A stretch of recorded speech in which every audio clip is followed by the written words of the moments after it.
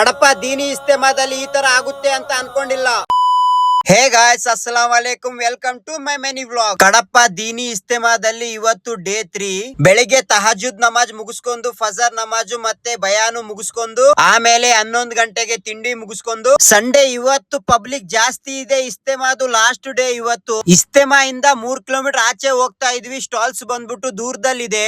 ನಾನು ನನ್ನ ಫ್ರೆಂಡ್ಸ್ ಬಂದ್ಬಿಟ್ಟು ಸ್ಟಾಲ್ ಹತ್ರ ಬಂದು ಸ್ವೀಟ್ ಎಲ್ಲ ತಗೊಂಡು ಮಧ್ಯಾಹ್ನ ನಮಾಜ್ ಮುಗಿಸ್ಕೊಂಡು ನಾನು ನಮ್ ಬ್ರದರ್ಸ್ ಒಂದು ಟೀ ಕುಡ್ದು ಸಾಯಂಕಾಲ ಪಬ್ಲಿಕ್ ಬರ್ತಾನೆ ಇದಾರೆ. ಇವತ್ತು ಮಗ್ರಿಬ್ ಆದ್ಮೇಲೆ ದುವಾ ಇದೆ, ಅಸರ್ ನಮಾಜ್ ಆದ್ಮೇಲೆ ಬಯಾನ್ ಇತ್ತು, ಬಯಾನ್ ಮುಗಿಸ್ಕೊಂಡು ಅಲ್ಹಮ್ದುಲಿಲ್ಲಾ ಫೈನಲ್ ಆಗಿ ಇಸ್ತೆಮಾ ಕಂಪ್ಲೀಟ್ ಆಯ್ತು. ಮಗ್ರಿಬ್ ನಮಾಜ್ ಆದ್ಮೇಲೆ ದುವಾ ಮುಗಿಸ್ಕೊಂಡು ಹೋಗೋರು ಹೋಗ್ತಾ ಇದಾರೆ. ನಾವು ಇಶಾ ನಮಾಜ್ ಮುಗಿಸ್ಕೊಂಡು ಇಸ್ತೆಮಾಗ್ ಜನ ಬಂದ್ಬಿಟ್ಟು 15 ಲಕ್ಷಕ್ಕೆ ಮೇಲೆ ಜನ ಬಂದಿದ್ರು. ನಾವು ರಿಟರ್ನ್ ಬ್ಯಾಂಗ್ಳೂರ್ ಹೋಗ್ತಾ ಇದೀವಿ. ತಾವ್ ಯಾರಾದ್ರೂ ಇಸ್ತೆಮಾಗ್ ಬಂದಿದ್ರೆ ಎಲ್ಲಿಂದ ಬಂದಿದ್ದೀರಾ ಕಮೆಂಟ್ ಮಾಡಿ. ಇವತ್ತಿನ ಬ್ಲಾಗ್ ಕಂಪ್ಲೀಟ್ ಸಿಗೋಣ ಮುಂದಿನ ವಿಡಿಯೋದಲ್ಲಿ. ವಿಡಿಯೋ ಇಷ್ಟ ಆದ್ರೆ ಲೈಕ್ ಮಾಡಿ, ಫಾಲೋ ಮಾಡಿ. ಧನ್ಯವಾದಗಳು.